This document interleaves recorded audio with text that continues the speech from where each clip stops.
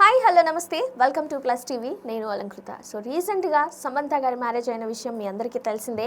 ఇప్పుడు నెట్టింట్లో వైరల్ అవుతుంది సమంత గారి ఫింగర్ రింగ్ అనమాట. 1.5 crore చాలా చక్కగా డిజైన్ చేశారు.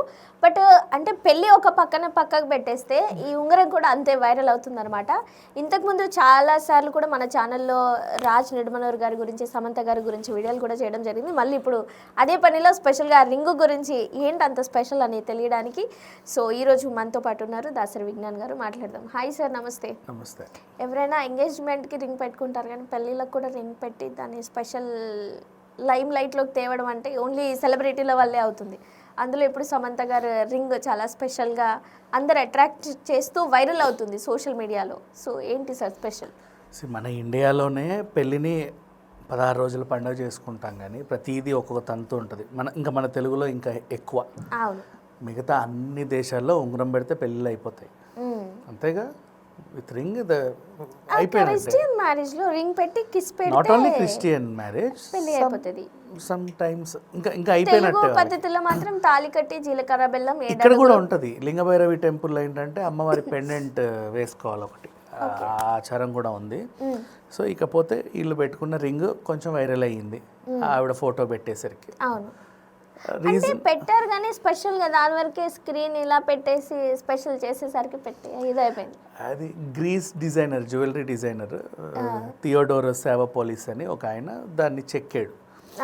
మరి నీకు నార్మల్గా ఇప్పుడు ఈ రోజుల్లో బంగారం రేట్ ఎంత ఉందో మనకు తెలుసు. 1,00,000 పెడితే కానీ ఉంగరాలు కూడా రావట్లా. నీకు ఇంత చెవిదిద్దులు కావాలంటే 2 లక్షలు పెట్టుకోవాలి, బుట్టలు కావాలంటే నీకు తెలుసుగా. సో గాజులు కావాలంటే ఇంకా నెక్స్ట్ 4-5 లక్షలు పెట్టాలి. ఒక వెడ్డింగ్ జ్యువెలరీ కొనాలంటే ఇక నీ ఆస్తులు అమ్ముకోవాలి. అట్లాంటి టైంలో చాలామంది ఏం చేశారు, ఆల్టర్నేట్గా సిల్వర్ జ్యువెలరీస్కి వెళ్ళిపోయారు. తర్వాత సిల్వర్ విత్ గోల్డ్ కోటెడ్, అవును, అంటే కొంచెం బడ్జెట్ తక్కువ అని. అంటే ఎందుకు ఇవి కొనాలంటే రీసేల్ వాల్యూ కూడా ఉంది కాబట్టి.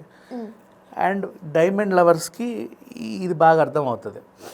డైమండ్స్ కొనాలంటే చాలామంది ఏం చేస్తారు, బాగా ట్రస్ట్ వర్తీ ఉంటుంది తప్ప వెళ్ళరు. ఎందుకంటే ఈ మధ్య ఏది సిజెడ్ స్టోన్సో ఏది ఒరిజినల్ డైమండ్లో తెలియదు, అంత నాలెడ్జ్ లేదు కదా. బంగారం అంటే తెలిసిపోతుంది సార్. ఇప్పటికి కూడా బంగారం మీద కూడా అవగాహన లేదు. 22 క్యారెట్ 24 క్యారెట్కి అసలు వాడి ఈ గోల్డ్కి ఈ కాస్ట్ వేస్తున్నాడు కూడా పట్టుకోలేము మనం. 24 క్యారెట్ 25 క్యారెట్ ఇది ఏంటంటే ప్యూర్ ఎల్లో ఉంటుంది. ఇట్లా అంటే వంగిపోతుంది. నువ్వు దాంతో జ్యువెలరీస్ ఎక్కువ చేయొచ్చు, బట్ ఊరికే చాలా సున్నితంగా ఉంటాయి. 22 ఏంటంటే కొంచెం మౌల్డ్ చేసుకోవచ్చు. ఇక నువ్వు అన్ని శిల్పాలు చెక్కాలి, పెద్ద పెద్ద కోటలు కట్టాలి మెడ నిండా అంటే 18 సూటబుల్. 22 కూడా చేయొచ్చు, బట్ 18 ఇట్స్ ఓకే.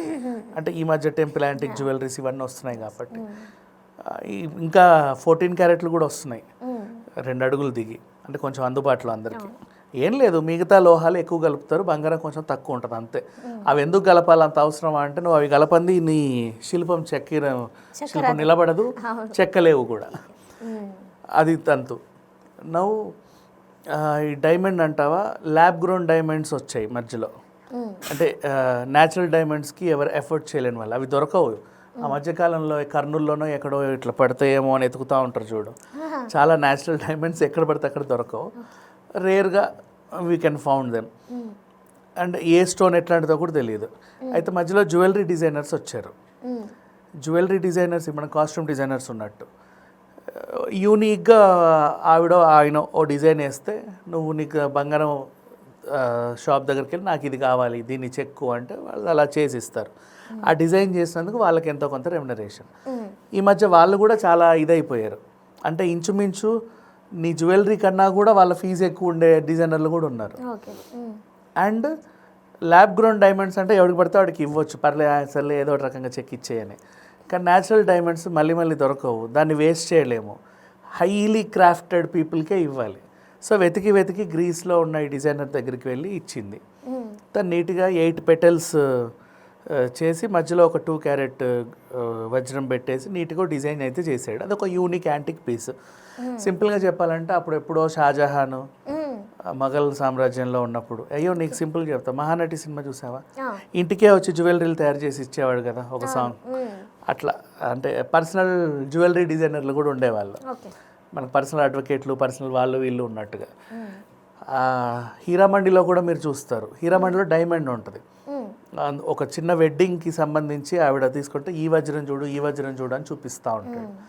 అట్లా చాలా రేర్గా క్రాఫ్ట్ చేసే వాళ్ళు ఉంటారు. ఇతను ఆ కోవాకు చెందినవాడు. అండ్ 1.5 అంటే అది పెద్ద విషయం కదా, వర్త్ఫుల్లే. అంటే న్యాచురల్ డైమండ్స్కి ఆ మాత్రం రేట్లు ఉంటాయి. మరీ 30, 40, 50, 100 కోట్ల డైమండ్లు కూడా ఉంటాయి, కానీ అంత అయితే పెట్టలేదు. సింపుల్ ఒక న్యాచురల్ డైమండ్ అతనికి ఇచ్చి డిజైన్ చేయించుకుంది. అలా ఆవిడ చూపించడం వల్ల పాప ఆయన కూడా పబ్లిసిటీ అవుతుంది. ఇంకో 4 ఇస్తారు దీన్ని కూడా చెక్కు అని. ఆయనకు కూడా అంటే విన్ విన్ సిచ్యువేషన్. నీకు ఎట్లా చెప్పనా, విన్ విన్ సిచ్యువేషన్ ఇక్కడ బాగా యూటిలైజ్ చేసిందని నాకు అనిపిస్తుంది. నీ పెళ్ళికి బంగారం ఫ్రీ, కానీ నువ్వు ప్రమోట్ చేయి. ఫ్రీ అని నీకు ఇవ్వము, నీకు ఒంటి నిండా వేస్తాం, మళ్ళీ తీసుకుంటాం, ఫోటోలు దిగు, అన్నీ చేయి, పెళ్లి చేసేసుకో, తర్వాత మాకు ఇచ్చేసి. అదే విన్ విన్ సిచ్యువేషన్. నేనేం చేస్తా నీ వెడ్డింగ్ కార్డ్కి కింద దాసరి విజ్ఞాన్ జ్యువెలర్స్ అని ఒక చిన్న లోగో వేసుకుంటా. నీ హాల్ ఎంట్రన్స్లో ఒక అది పెట్టుకుంటా, టెంట్ వేసుకొని కూర్చుంటా. వచ్చిపోయే వాళ్ళందరికీ చూస్తూ ఉంటారు. నేను ఏదో ఒక రిటర్న్ గిఫ్ట్ మేమే ఇస్తాం వాళ్ళకి, సంథింగ్. అక్కడికి ఒక 500 మంది అతిథులు వచ్చినా ఓ 100 మంది అన్న షాపుకు రారు, ఈసారి ఎక్కడ కొందాము అని.